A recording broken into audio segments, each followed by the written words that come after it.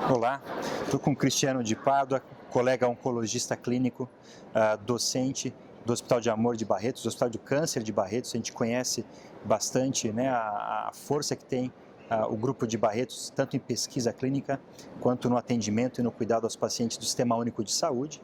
E aqui no Congresso de San Antônio, a gente também procura trazer, né, e ver as novidades que podem também ser aplicadas no Sistema Único de Saúde, no SUS do Brasil, né, Cristiano? Sim. E tem alguns detalhes interessantes, né, e pensando em mulheres com câncer de mama triplo negativo, doença inicial, a gente teve um estudo chinês que acrescentou capecitabina. Comenta um pouco desse estudo e qual que é o impacto que você acha que vai ter na prática do SUS no Brasil. Bom, primeiramente, bom dia a todos. Bom dia, Marcelo. Agradeço pelo convite. Esse estudo ele é interessante porque a gente pode tanto aplicar ele na prática no privado quanto no cenário SUS.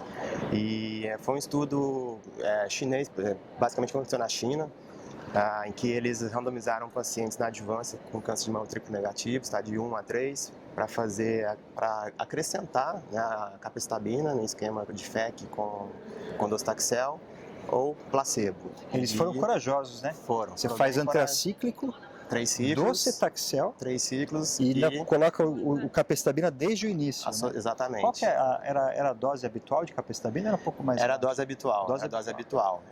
Esse estudo ele encontrou o seu desfecho primário, que era reduzir a chance de recidiva ao longo do tratamento, porém ele não foi positivo para a sobrevida global. E o interessante comentar é que ele foi bem mais tóxico, né, como já era esperado. Então a gente teve uma redução de dose na faixa de 40% das pacientes.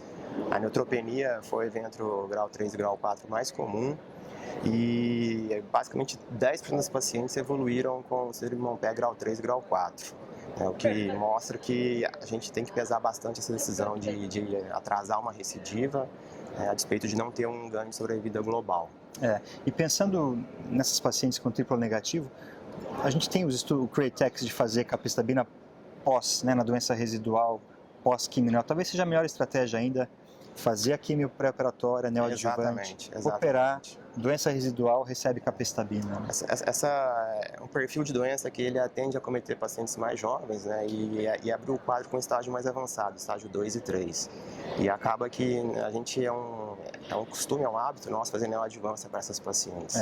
Né, então, eu acho que ficaria reservado basicamente para aquelas pacientes que já fazem a cirurgia de upfront, e discutir a questão do benefício de 6% que deu absoluto e em decorrência da toxicidade. É algo que tem que ser muito bem considerado. Exatamente. Eu, particularmente, não fiquei muito animado com esse estudo. Eu também não fiquei muito encorajado, não. Eu acho que é uma opção que a gente pode discutir no dia a dia com o paciente. Pensando em mulheres com câncer de mama hormônio positivo, né? Também doença inicial, que fazem o tratamento e vão receber a hormonioterapia. Né, inicialmente por 5 anos e agora na pós-menopausa a hormonioterapia estendida, que já vem aí há décadas que a gente vem discutindo isso. Quais os dados novos que a gente tem aqui? Perfeito, Marcelo. A gente teve um estudo do NSABP 42, ele é um estudo a gente discute a questão da terapia estendida para as pacientes das mulheres na pós-menopausa, e eram mulheres que usavam tamoxifeno por 5 anos ou que tinham feito switch para fazer letrozol por 5 versus placebo. E esse estudo ele foi positivo, ele encontrou um ganho de sobrevida livre de recidiva, na faixa de 4% em um ganho absoluto. Não foi positivo para a sobrevida global, né? Então ele entra, no meu ver, também como uma opção para as pacientes, principalmente para o paciente com axila positiva, alto risco, né? Que é o guideline da ASCO indica. Exatamente. Hoje, né? Então fica a opção. Obviamente, a gente teve mais eventos, como fratura e incidência de osteoporose. Então é a questão, de novo, de discutir com a paciente essa opção. Eu sigo o que você comentou. Eu acho que, pensando nos dados da meta-análise do ano passado, né, que também avaliou a adjuvância estendida, o grupo que mais se beneficia é o grupo com linfonodo positivo. E até esse grupo que fez o switch, usou tamoxifeno, depois inibidor, também se beneficia mais do que aquele que começou com o inibidor e seguiu. Exatamente. Então, eu vou de acordo com você de selecionar bem, porque também não é fácil. Não. A toxicidade, efeitos colaterais do dia a dia. Lembrando que 40% das mulheres não completaram no estudo, né, a aderência ao tratamento. Inclusive, a gente teve um estudo que mostrou a questão da aderência, né, que a gente tem perda aí ao longo dos primeiros 5 anos de 25% das pacientes. Elas não são aderentes justamente por conta dos eventos adversos.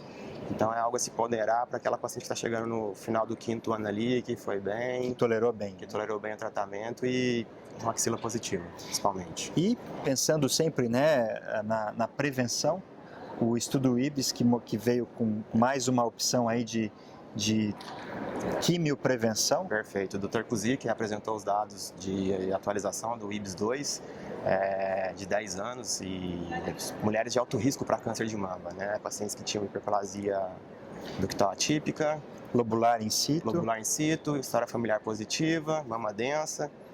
E essas mulheres foram randomizadas para fazer 5 anos de anastrozol versus placebo.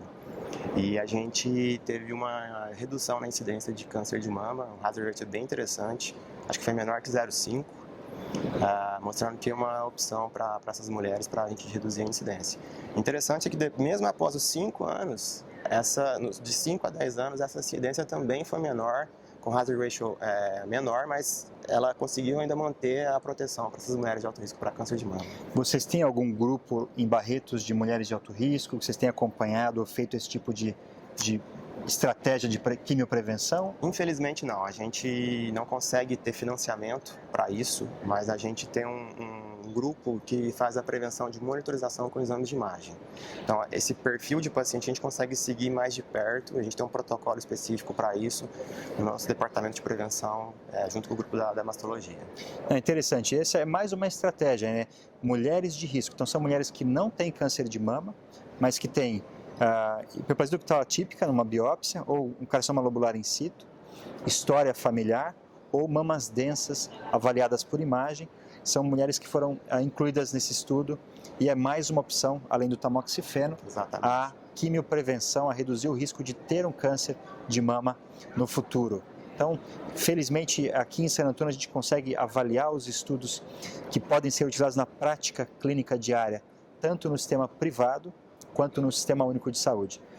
Obrigado. Obrigado a você pela oportunidade, Marcelo.